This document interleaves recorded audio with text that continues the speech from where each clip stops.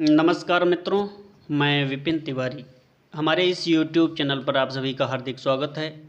मित्रों, पिछले वीडियो में लेकर उपस्थित हुआ था प्रेजेंट परफेक्ट टेंस का नेगेटिव सेंटेंस। यह ग्रामर चल रहा है मित्रों।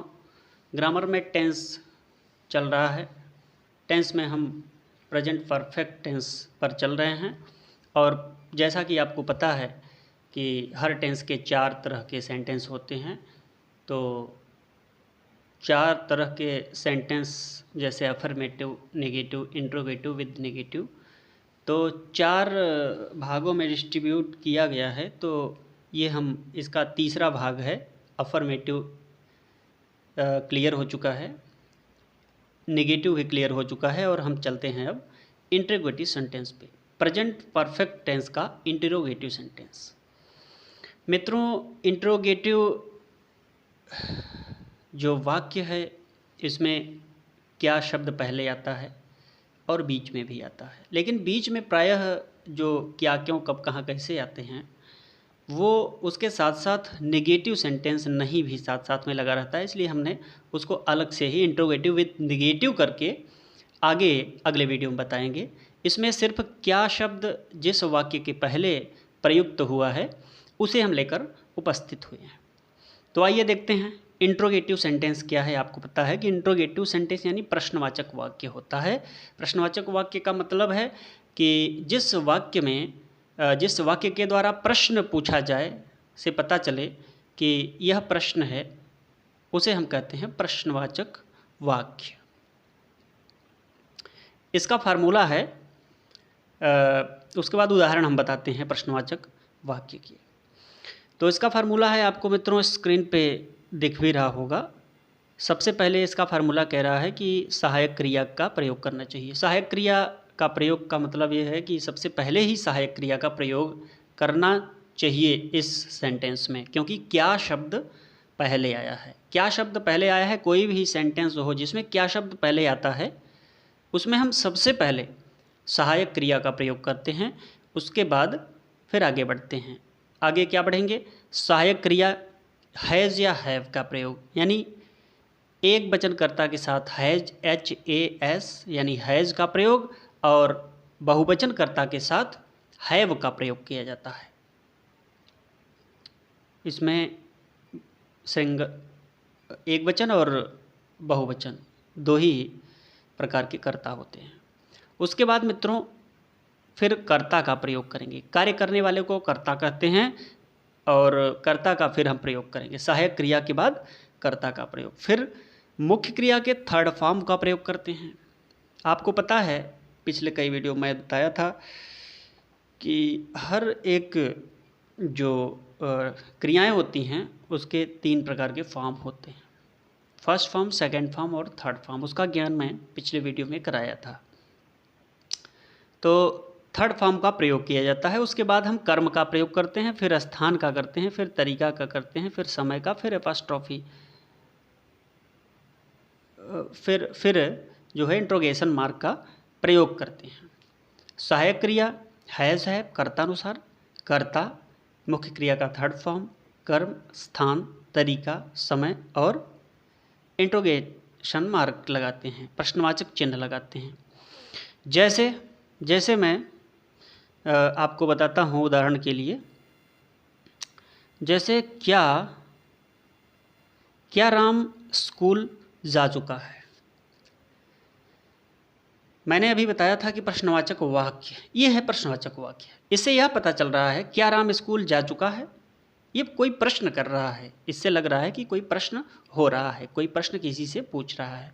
तो क्या राम स्कूल जा रहा है, इसका ट्रांसलेशन हम कैसे करेंगे। सबसे पहले सहायक क्रिया का प्रयोग करेंगे, क्योंकि राम एक वचन का करता है। हमारा फार्मूला क्या कह रहा है, फार्मूला से हमें देखना चाहिए, इससे हमें पूरा हेल्प लेना चाहिए, इसी के अकॉर्डिंग हमें ट्रांसलेशन करना चाहिए, तभी हम शुद्ध ट्रांसलेशन को कर पाएंगे। अदरवाइज ट्रांसलेशन करने के लिए हम सोच भी नहीं सकते, अशुद्ध ट्रांसलेशन हमारा हो जाएगा। तो आइए देखते हैं सबसे पहले क्या है, क्या राम स्कूल जा चुका है। Ram has gone to school.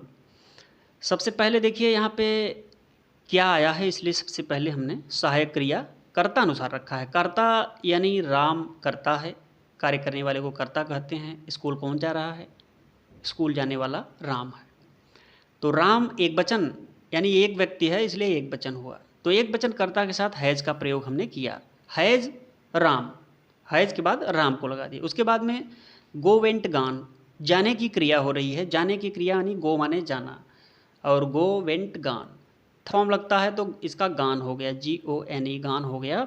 उसके बाद में कहाँ जा रहा है? स्कूल जा रहा है। स्कूल यानी एक स्थान है, स्थान के पहले हम टू का प्रयोग करेंगे। तो उसके बाद हम क्वेश्चन मार्क लगाएंगे, और तो कुछ है नहीं, क्वेश्चन मार्क लगा देंगे। तो Ram has gone to school, Ram has gone to school, ये क्लियर हुआ। आइए इसी तरह से मित्रों कुछ हम इंटरोगेटिव सेंटेंस के कुछ उदाहरण 5-7 और हैं लेकर आए हैं, आपको इसके बारे में बताते हैं।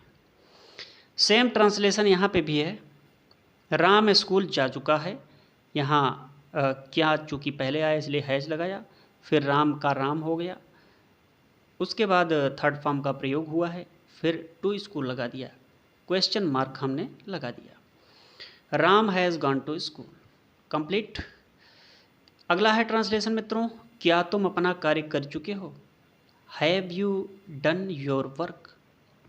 इसका देखिए, इसमें बहुवचन का प्रयोग हुआ है। तुम एक बहुवचन का करता है मित्रों, तुम बहुवचन का करता है, इसलिए बहुवचन के साथ हैव का प्रयोग करते हैं। सहायक क्रिया हैव, HAVE, हैव का सबसे पहले हमने प्रयोग किया।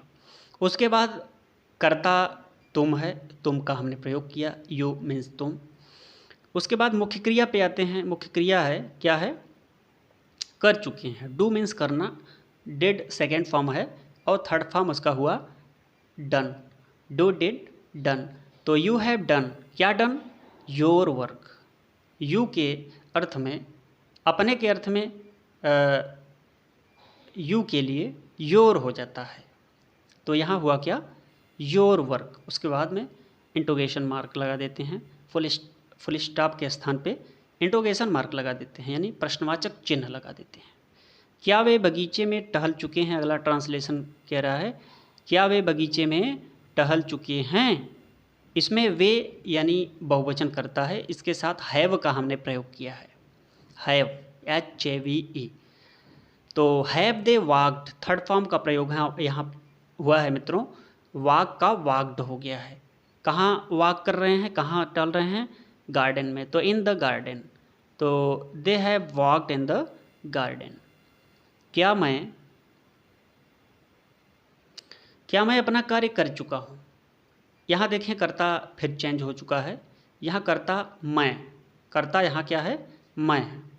तो मैं कर्ता के लिए यहाँ पे बहुवचन, चूँकि मैं बहुवचन का कर्ता है, इसलिए यहाँ पे हैव का हमने प्रयोग किया।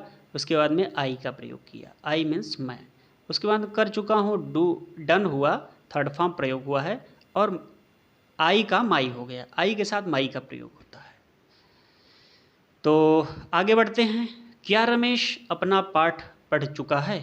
Has Ramesh read his lesson. यहाँ हिज का प्रयोग हुआ है अपने के अर्थ में, क्योंकि रमेश एक वचन करता है, एक वचन एक व्यक्ति के लिए या रमेश के लिए, ही से इट के लिए ये सब प्रयोग होता है। और हैज से शुरुआत हुई है इसकी, चूँकि एक वचन करता रमेश है, हैज रमेश हो गया। रीड रीड रीड, रीड का तीनों फॉर्म सेम चलते हैं मित्रों, तो रीड हो गया, has Ramesh read his lesson. क्या रमेश अपना पाठ पढ़ चुका है? Has Ramesh read his lesson, question mark. क्या तुम खाना खा चुके हो? Have you eaten the food, correct, have you eaten the food, इसका ट्रांसलेशन कंप्लीट हुआ। क्या अध्यापक विद्यार्थियों को पाठ पढ़ा चुके हैं? Has the teacher teach the lesson to your students. यहाँ पर भी मित्रों अध्यापक, एक अध्यापक की बात की गई है। अध्यापक चूँकि एक सम्माननीय व्यक्ति होते हैं, और उनके लिए चुके हैं प्रयोग कर देते हैं। जैसे हमारे पिताजी स्कूल से आ चुके हैं, या हमारे पिताजी दफ्तर से आ चुके हैं।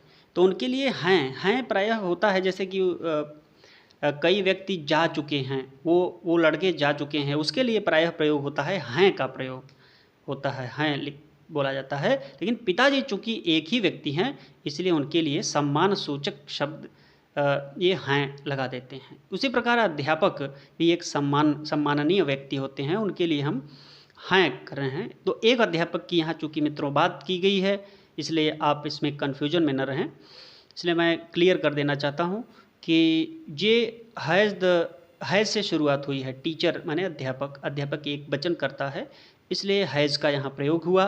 उसके बाद द टीचर क्या करते हैं, टीचर टीच्ड पढ़ा चुके हैं, थर्ड फॉर्म प्रयोग हुआ।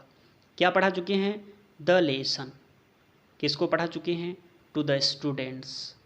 मार्क एक कंप्लीट हुआ, has the teacher teach the lesson to the students. तो मित्रों ये वीडियो कैसा लगा, अच्छा लगा हो तो लाइक शेयर तथा सब्सक्राइब करना ना भूलें। तब तक हम फिर से उपस्थित होंगे अगला वीडियो लेके, तब तक के लिए नमस्कार।